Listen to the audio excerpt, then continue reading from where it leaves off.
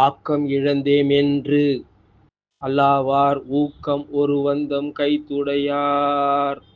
ஆக்கம் இழந்தேமென்று அல்லாவார் ஊக்கம் ஒருவந்தம் கைத்துடையார்.